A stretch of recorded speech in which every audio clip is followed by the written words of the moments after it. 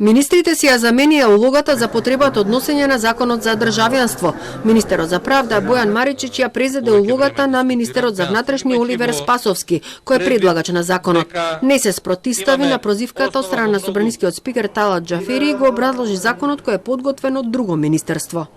Ова е во насока на определбата и на владата, меѓутоа и меѓународните стандарди да нема лица без државјанство или што помалку лица без државјанство да има во државите. По реакцијата на опозицијата дека процедурата е прекршена, Џафери ја призна грешката. Спасовски дојде во парламентот, а гласањето беше повторено.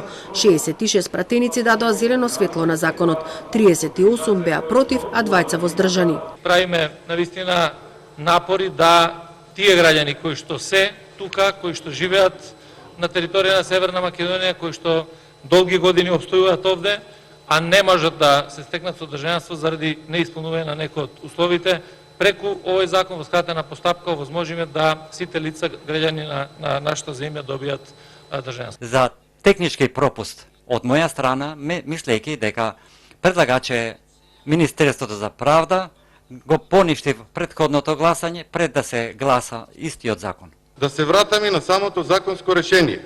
Нели не беше добро, не може да се поправи со амандмани. Нели остануваме на ова законско решение, нема да предложиме друго.